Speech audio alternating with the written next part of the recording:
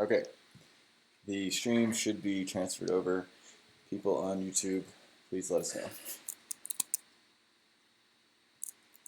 Here is the agenda for today's call, issue 108.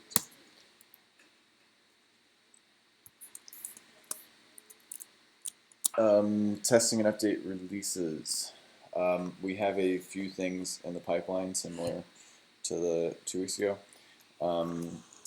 One is the removal of signing root, which Proto on the last call said he was going to execute, and we were going to get consensus by this call on whether to integrate. I have had some conversations with a handful of you that are overwhelmingly, all of those were overwhelmingly positive, in that it is much cleaner and it cleans up some issues around caching, cleans up some issues around not having to provide zeroed out signatures and consensus, which had some typing issues, and in general, positive. But I will not speak for everyone. Is there anyone that wants to speak out against this PR, as it is a substantive change?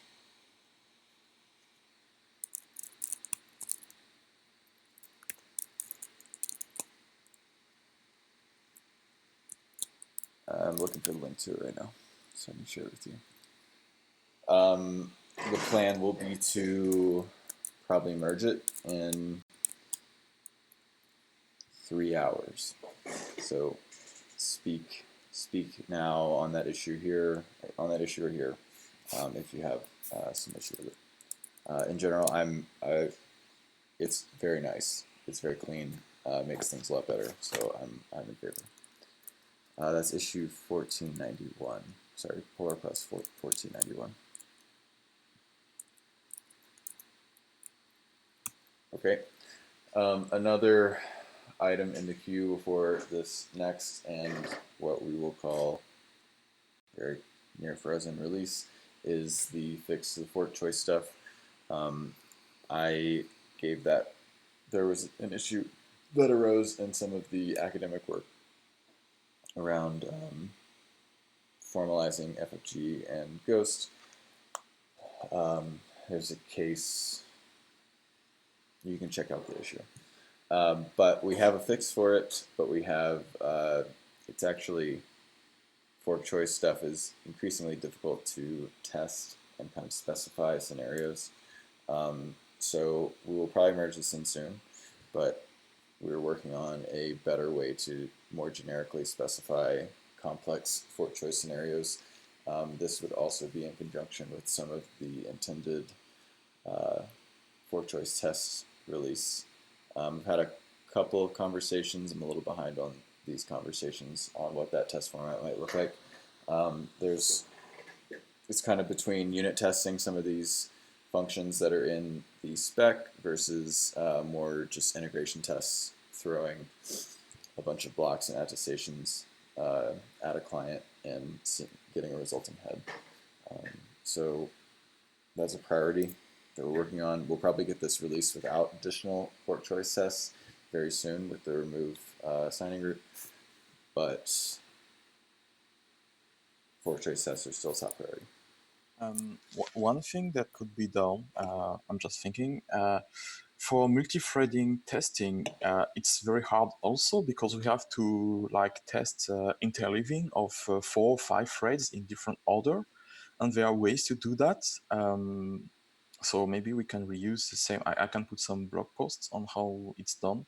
We can use the same technique because sometimes you receive an attestation just before the fork choice, just after, so it's the same scenario, interleaving of various inputs. Yeah, I'm down to check out. Do you all have a particular format in which you're specifying these type of tests?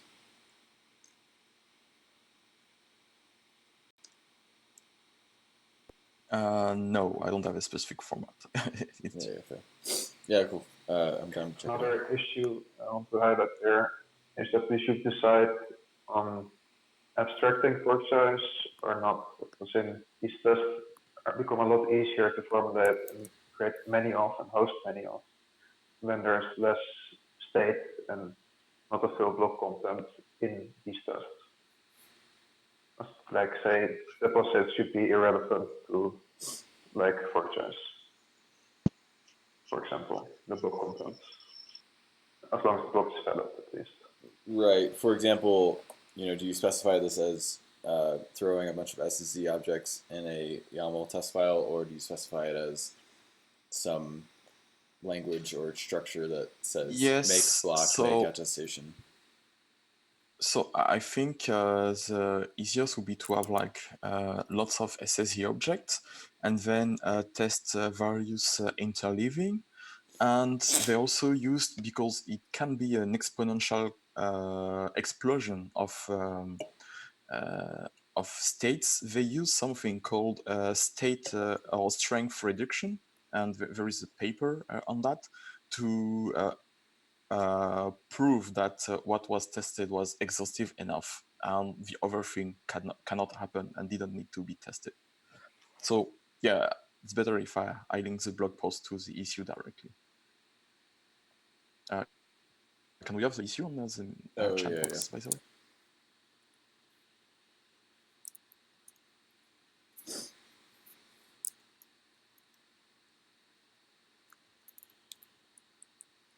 So there's this pull request here, not where we're investigating a testing format, but where it became increasingly painful to write tests the way that we were writing.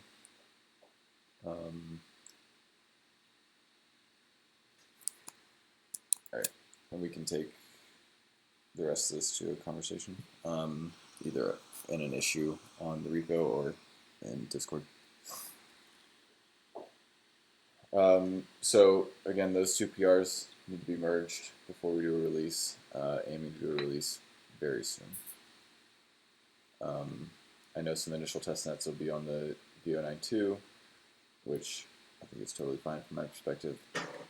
Just make sure that we specify, when you're specifying your testnet, which it is. There are the integration of the modified BLS spec with respect to the standard. There's a couple of PRs out. Those are also a priority to get merged and to get out to be built and tested. I think the intention is to likely do a release right after New Year's. That includes the BLS modifications, such that testnets during December will have the old BLS, but maybe during December people begin to work on the integration of the new BLS, and then come New Year, testnets will have the new BLS implementations. Any testnet that is long running and gives us signals to move to mainnet would have to have the correct signature scheme. So I haven't taken a look at these. I know some people on my team have. So Carl or Justin, are these looking to be merged relatively soon? Are there any unknowns or unexpected things that we have to get through? Oh, this is all looking good. The changes are not major. It's basically adopting the new #co version, as was mentioned previously. My new PR 1499 that's standing there, that basically tries to separate the ETH2 specs from the BLS specs. So if you're handed a sort of black box BLS library that implements the ITF spec, then these are sort of the wrapper functions you need to make them compatible with the ETH2 specs. So it should be nice and clean and nothing expected already needed there. I'm in the process of changing PyECC so we can get all our test vectors updated for this, and then hopefully in the next day or two, all of this should be ready for merge. And as Danny says, hopefully get that out late this year, or that kind of thing. Yeah, so I think we might put it into dev, but at the same time cut test vectors off of it, so that as y'all begin to work on these BLS implementations, we can you can generate the vectors. You can test against the vectors. We will keep you informed on as that progresses in the next week or so.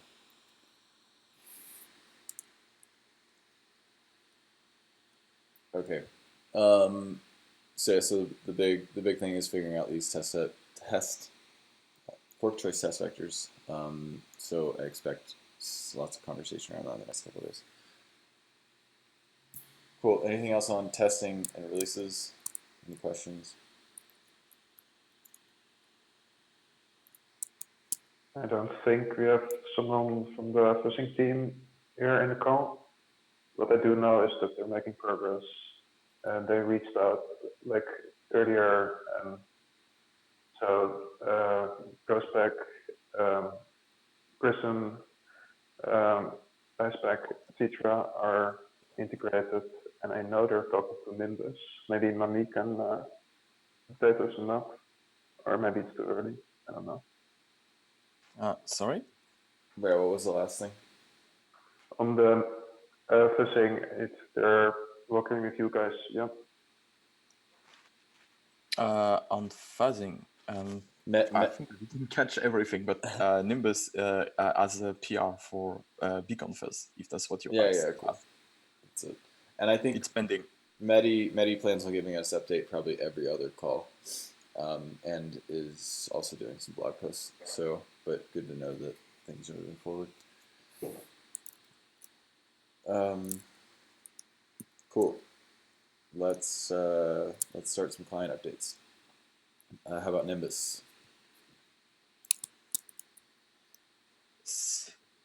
So, regarding the core spec, we finished the last SSD bugs last week, so now you can use NCLI again to compare our dumps against yours. Regarding optimizations, we removed the last vestiges of quadratic behaviors, and now we reduced our CI time for over 50 minutes to less than 20 minutes. And the last bottlenecks that we have are SHA-256 and BLS, but it's not really blocking for having the state transitions under 6 seconds. On testnet, we are debugging syncing.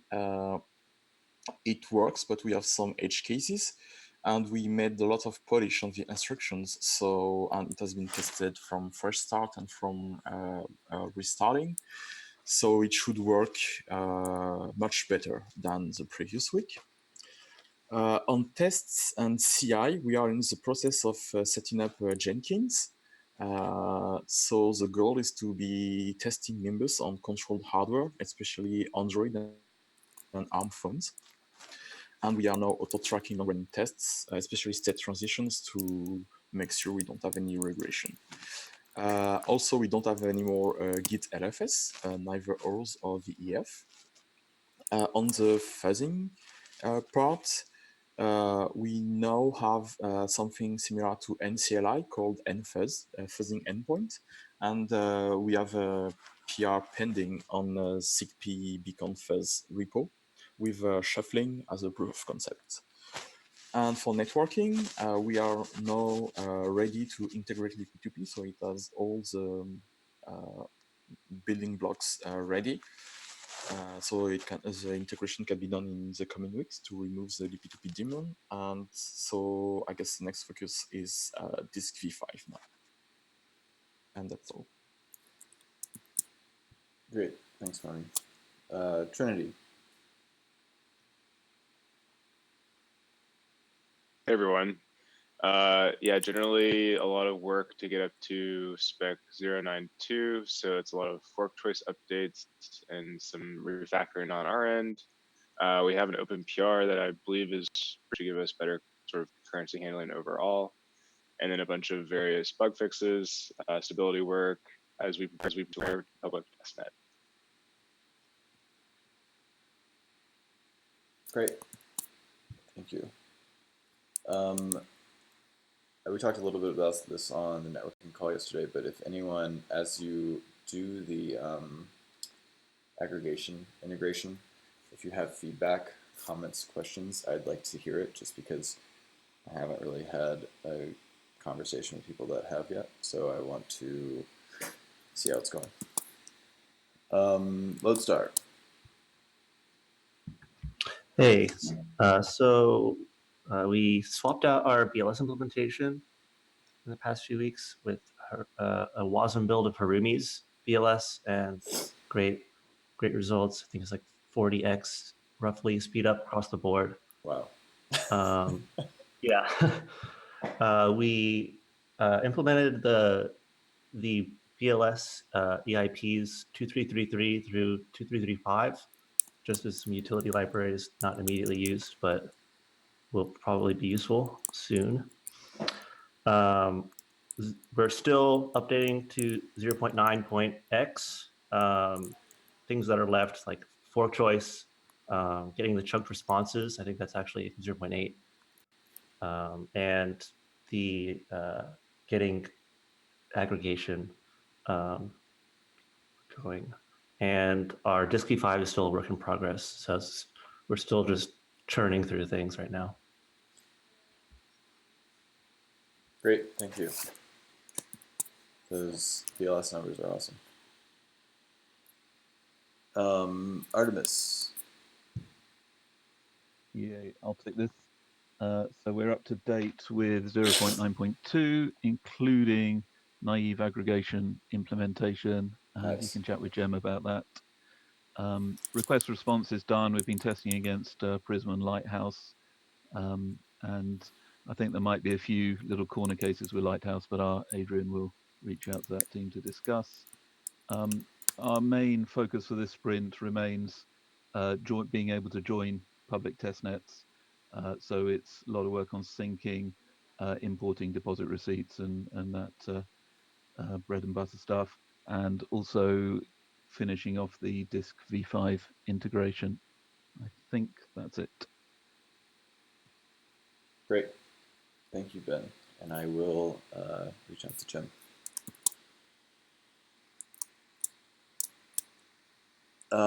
Prismatic. Hey guys. Our single client testnet has been running smoothly, although we saw a few instances of finality reversion. And thanks to Danny for helping us with the debug on that. That was super helpful. And we have a Beacon Chain Explorer running, and thanks to Peter from BigFly on making that happen. So with that, there was lots of fixes and hardening in our RPC server, so we can serve people that want to build like Beacon Chain Explorer or like any cool stuff with it. We're primarily focused on the 0.92 relaunch. So and then remaining work on aggregation protocol and then the Eth1 data majority voting.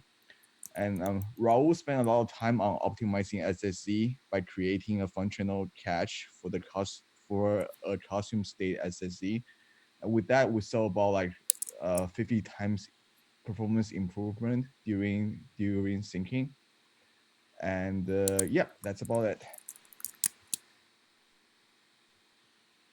Great, thank you. Yeah, I dropped the link to the Block Explorer. It's very exciting. Lighthouse. Hey. Yeah, we've been pushing for a public testnet. We want to get it out this week. So that's looking like towards the end of the week. We look like we're going to be on track for that, but we're still kind of squashing bugs and doing a number of different optimizations. A lot of our optimizations over the last 2 weeks have been heavily kind of like database focused. We've implemented a schema where we don't duplicate any states, and we now kind of have these checkpoints so that our database is pretty small. When we had an original one in our original testnet, it was kind of growing way too fast, so we've spent a bit of time just kind of sorting out our DB. We've made some pretty decent gains with the SSZ decoding. We were checking BLS keys. We take that out, and we can actually, we've got a huge performance gain across the board. Where we're in order to get our testnet out, we have had to kind of we rebuilt our syncing algorithm, as everyone else seems to be doing, so that we can support multiple peers over a longer lasting testnet with a lot of. We found that there's a bit of lag and some issues when you're trying to pull a large amount of blocks from a single node. We've tied it up with our logging to make it a little bit more user-friendly for when people come and join this thing. Our validator onboarding docs are all written. It's in a PR. We're waiting to merge that.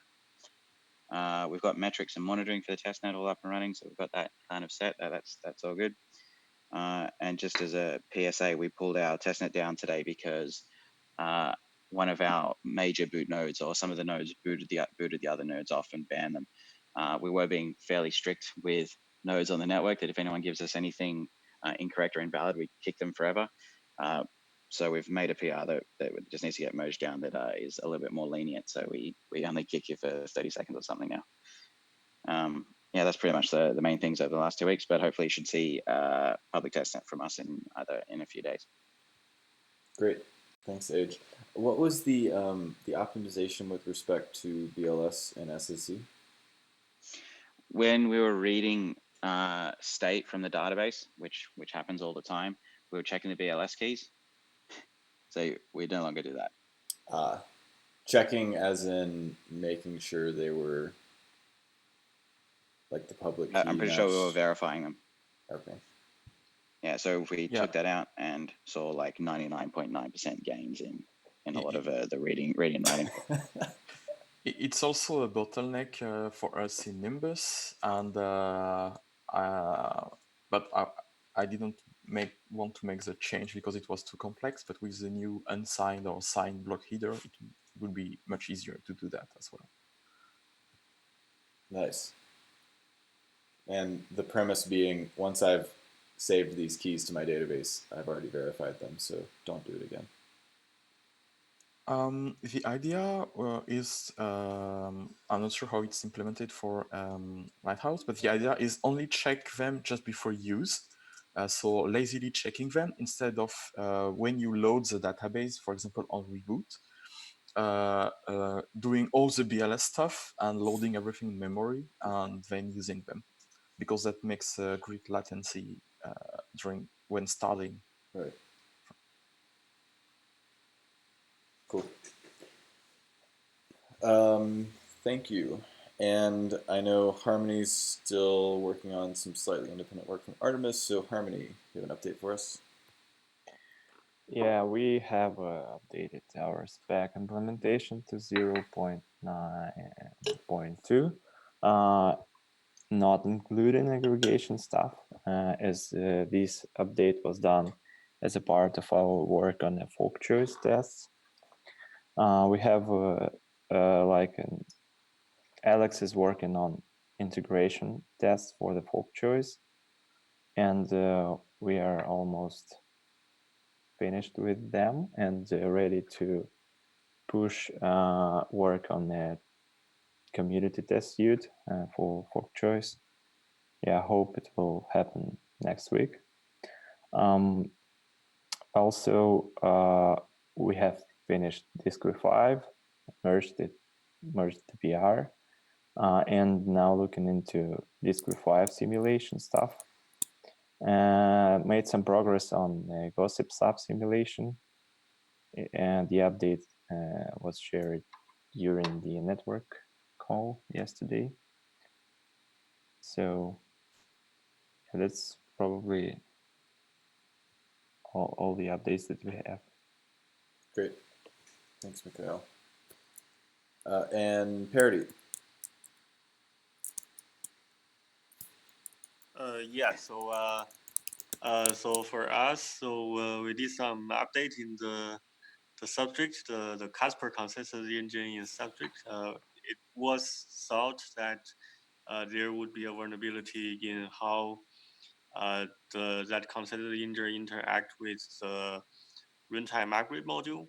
But later I figured out it's just a config issue, but indeed we need to put a warning somewhere saying you shouldn't configure chan this way. So yeah, that's for the subject part. We are also we're still on the spec 0.9.0. So we are trying to join the current public prismatic testnet.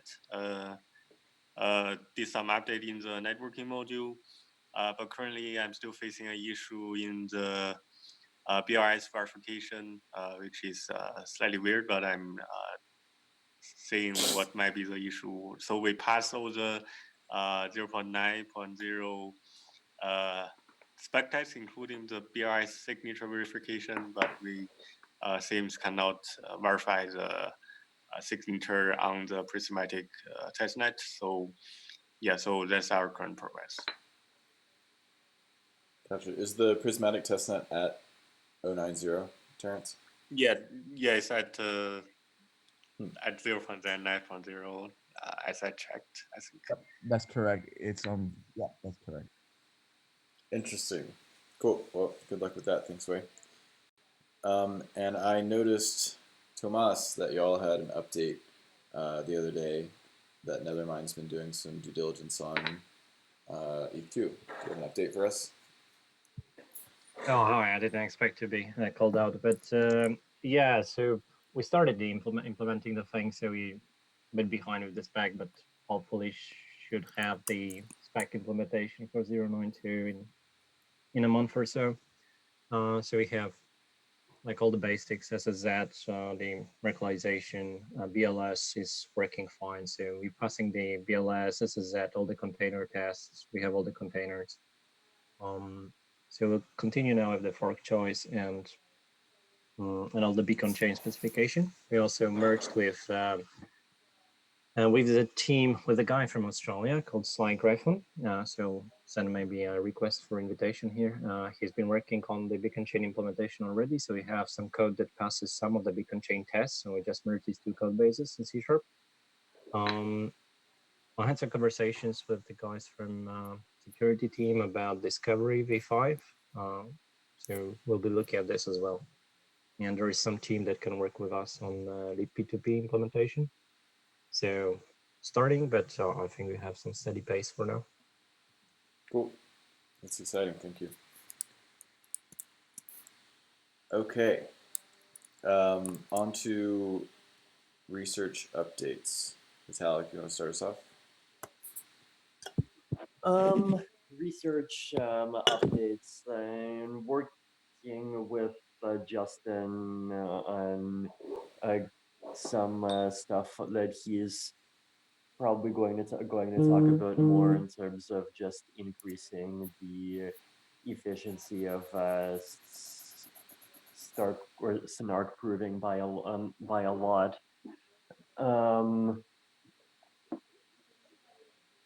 Otherwise, and I've been doing more kind of application level kind of project coding related stuff this week, and I have a blog post that should be coming out soon on that.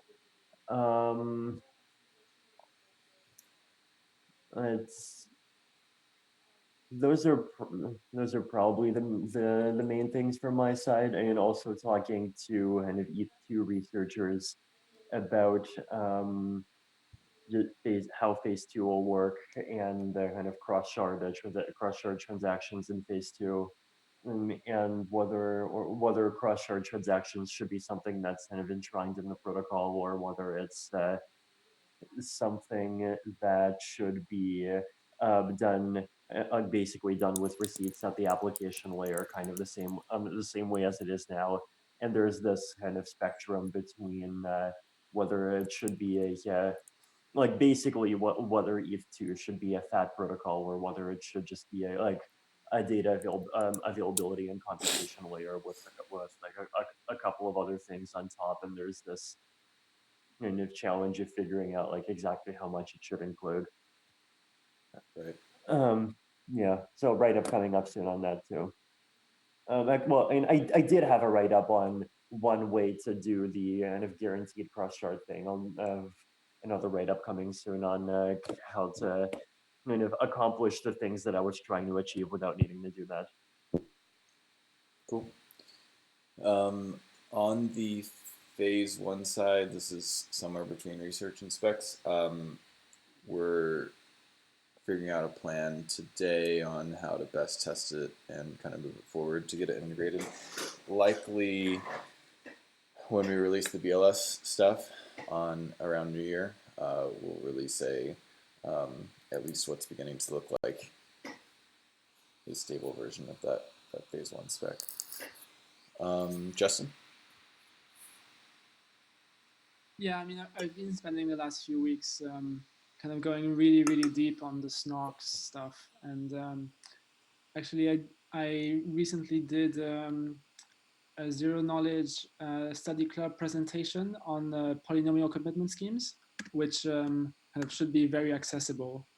So I'm posting the link in the chat, and I only went through, I think, roughly 1/3 of my slides, so there will be more kind of presentations in the coming weeks, I guess, where I talk about polynomial commitment schemes, and they're this fundamental central thing in Snox. And once you understand the role they play in this bigger framework, like everything becomes so much simpler if you want to actually understand how Snox work.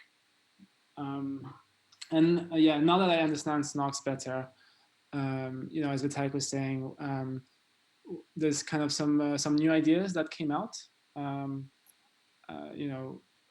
multiple people, and yeah, potentially like a really or pretty significant breakthrough in the Snock world. So hopefully a write-up will be available very soon. There's also been a pretty significant breakthrough in kind of the MPC, the RSA MPC. So like the MPC has now successfully been tested with 10,000 participants. So that's awesome. Totally unheard of by a couple orders of magnitude. And it shows that so the Lihero team has done an amazing job there. And we only need 1,000 people, and I think that's sufficient decentralization. But it's good to know that it can scale. Awesome, thank you. Proto, I know you've been looking into cross-shard transactions. Do you have anything to share on that or otherwise? Or also on the SSN? Yeah, we had this phase 2 call this week. We didn't really finish the whole agenda. I did cover just cross-shard communication briefly, also this spectrum Vitalik is talking about from on a more abstract level, from very proactive solutions to very passive solutions. We just really think of it as a data layer indeed. And I have this write-up about the very passive end, like just thinking about every resource thing as a commitment.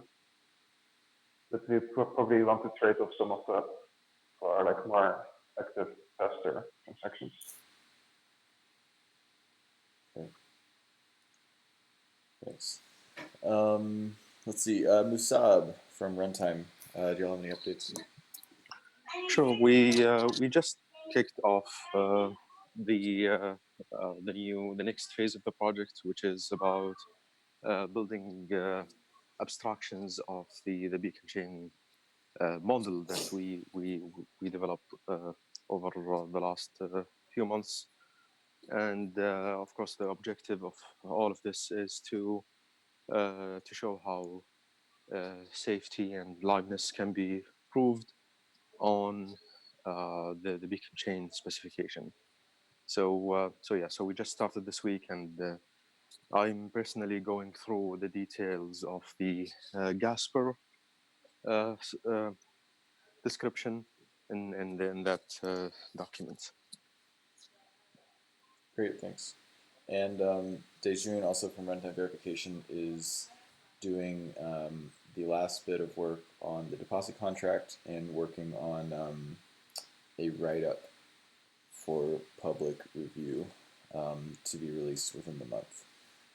I know many of you out there potentially listening are anxious to see that deployed, and this is getting that out for public review is that last requisite step.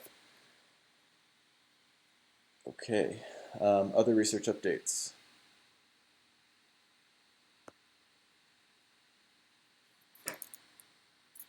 Hi all. We Quilt helped chaperone the first Phase 2 community call this week, and that was a lot of fun. We had some really interesting conversations, and we're trying to target the next one for mid-January. So hopefully we'll see a lot of people from this call there and continue some of those conversations regarding Phase 2. Will has aggregated some questions regarding stateless protocols and put it on ETH Research. So I'll put that link here. And then I'm working on some tools to improve the process of building and testing execution environments, which has been one of the big pain points for most of us exploring that area. And our new hires are still working on the simulation. They've been onboarded, and so the simulation is progressing pretty well. Great, thank you. Appreciate you putting in the call. Other research updates.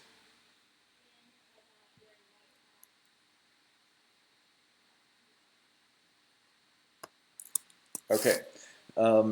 Next, I had networking, and then realized that we had a call about that yesterday. I dropped 2 very good links from Ben and Mami, their notes from the call that you can, if you were not a part of that call, you can check out. In general, it was a survey of what is going on, all the various problems at hand. The maybe more interesting component was trying to figure out the problems that aren't getting enough resources currently in terms of research. And so we are likely going to do a follow-up call in about 2 weeks, and I'll post that soon. Are there any just general updates that people want to share about networking here?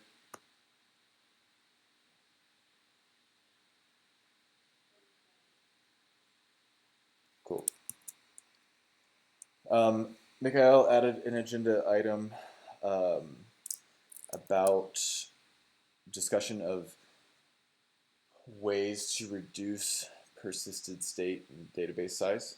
I know that this is kind of independently being explored by a number of teams. I know specifically Adrian at Lighthouse, y'all's team has been working on it. Do you want to give us a quick synopsis on what y'all are doing?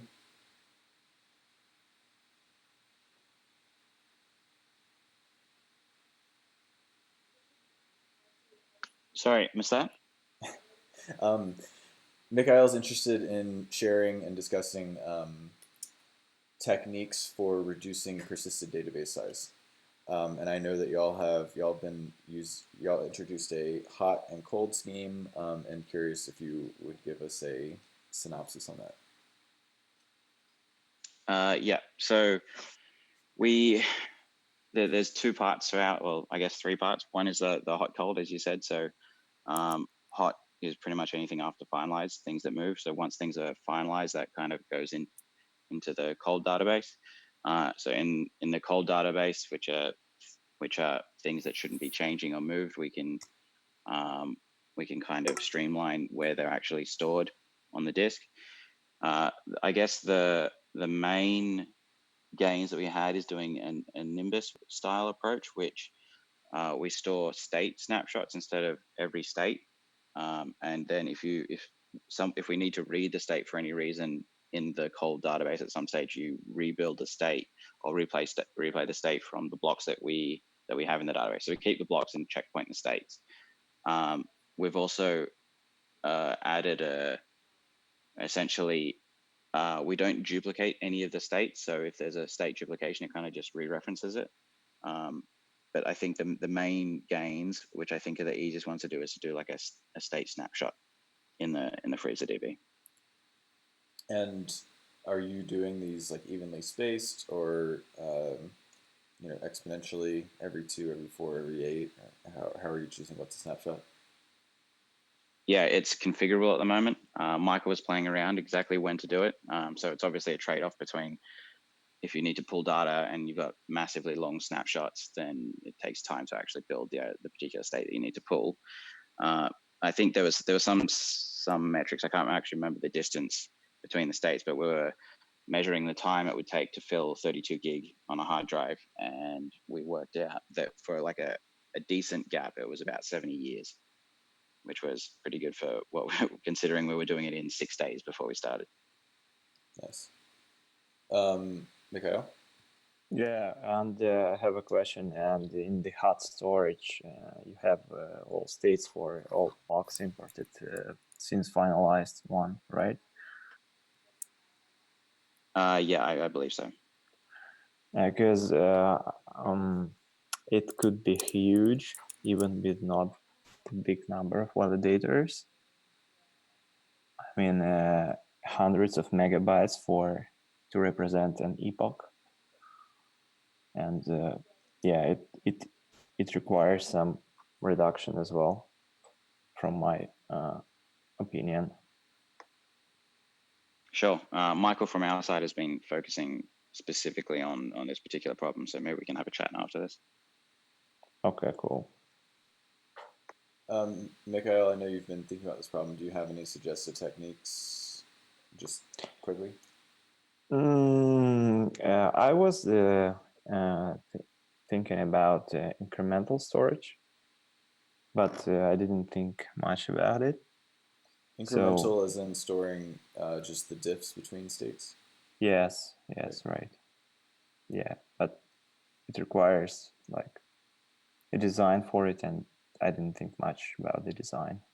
Mm-hmm. Has anybody gone down that path yet? Well, the tree state I did a write-up about a few days ago comes relatively close, where you only really store the changes to the Merkle tree of the state. And this is something you would use for the hot part of the state, right? So where you have lots of forking, but a very short amount of history. Whereas for the cold part of the state, I think the approach from Lighthouse is really ideal. Or just flatten out the state, just take a slice of roots and put it in your state. All right. Can you link to your discussion of the tree state stuff? I'll post it in the chat. Great. And Jacek? Yeah, I just wanted to mention that the problem is somewhat linked to which states we will want to keep available for syncing later on. If we ever want to do state sync across the network in protocol, so to speak, it's probably useful that clients agree a little bit on which states they sort of keep available to others, and whether that should be like lost, finalized, or some particular weak subjectivity period state, or whatever that ties in a little bit to which states we also keep in the database. It's worth keeping in mind when designing. Mm-hmm. If within a weak subjectivity period, and someone can state sync any state, that's not a great. It's not a great design, right? Is what you're saying. Yeah, exactly right. Okay. So I don't know if we want to have like 2 states per year that are blessed, or however that will turn out. Yeah, but or like you epoch. You really don't want epoch every mod epoch something. Yeah. Yeah, exactly. Okay, that actually does bring up a good point in that we should very likely specify state sync soon. Well, we have at least, a week's subjectivity period of time to Yeah, but even then, you can still do block sync. You have to like show up with a state root, get a proof about a block from that state root, and then state sync to that block, and then block sync to that block, and then show that it's the state root that you cared about.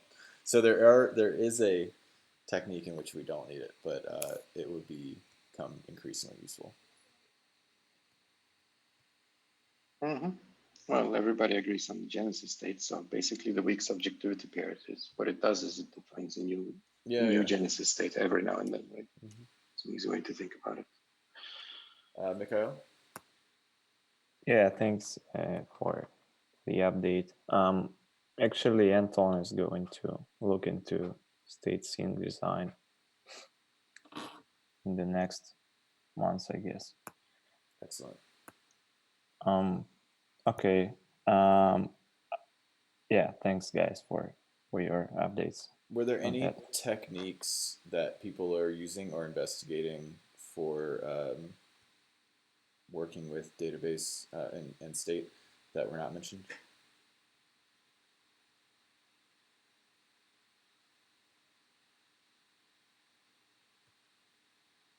Okay, cool.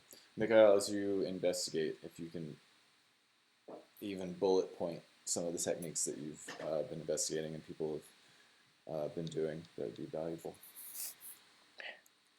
Yeah. We'll do that. Yeah, thanks. Cool. General spec discussion. Questions, comments, concerns, thoughts?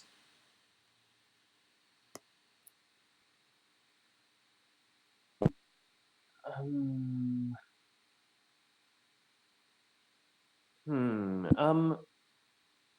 when are we gonna include the Proto's PR for phase 1 into the spec? Proto and I are hopping on a call right after this to make a plan for phase 1 and phase 1 testing over the next few weeks. I think we'll likely, after that call, either merge or make last changes on that. But then it needs a bunch of iterative work and testing. The plan is to release, when we release the updated BLS right at the beginning of the new year, we'll probably have this version, whatever version of phase 1 is released, so that people can take a look at it. Yeah. So that's the general plan, but we're going to discuss a little bit more after. Yeah, I guess I would feel like doing at least this kind of preliminary, like at least this the kind of the scaffold of phase 1 is important to get out sooner, just so people can start building the thing and testing the thing. Yeah, I agree. Yeah, like there's the fraud proofs part as well, but the fraud proofs part is like if we assume nodes are honest, then it literally doesn't matter. Like so. I guess the point, look, we're not assuming nodes are honest, but the point is that it's like something that can be right. It's like an add-on to the basic structure, rather than required to start building things. Yeah, cool. Yeah, generally agreed. I'm hoping that a team or two can do some R&D on it come New Year. Another thing to think about is given that we're not doing a explicit fee market in phase 1, like basically figure out like what mechanism will use to suggest that people use to pay for getting data included in phase 1 blocks, or right. And one option would be like. So as I see it, the primary users of phase 1 are going to be like cat pictures and optimistic rollup, and you might as well like use optimistic rollup itself as like basically a mechanism, like a layer 2 mechanism to provide fees to these validators. But that's something that we might want to think through more. All of this requiring exposing that state root. So it turns out I don't think we need to make anything more to make phase 1 optimistic rollup friendly, because the thing that we do need is we need some way for the ETH1 chain to learn about the contents of the ETH2 chain. Right. So basically the stuff we're going to do anyway to build a bridge. We also need a bridge research team. Like the basic ideas are there, but like we'd want like a few people humming along in the background to kind of keep iterating and bringing it closer to concreteness. Yeah, agreed. I mean, come with stable phase 0 clients, we can do all of the research and even experimentation. Yeah, and the other approach would be to like implement an ETH2 client inside of ETH1. which rollup I'll do it in optimistic rollup for efficiency.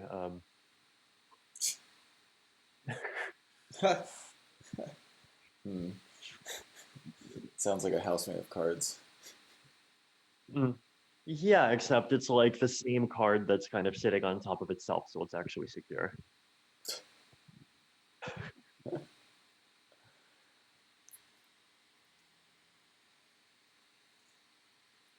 Thanks, Vitalik. Other spec stuff.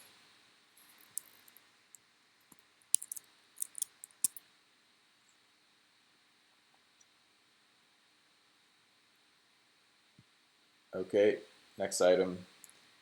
I think most of you have touched on this, in that we're still in the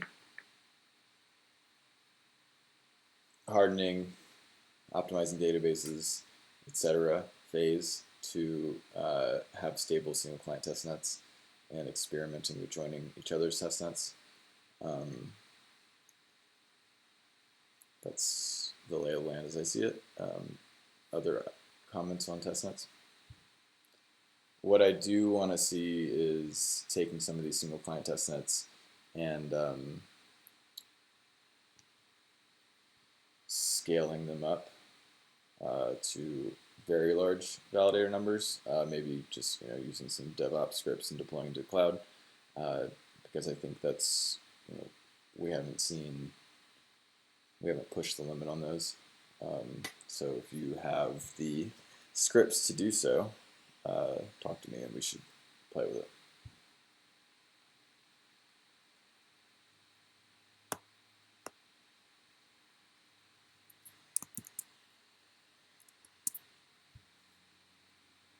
Okay, last item. Opening discussion, closing remarks.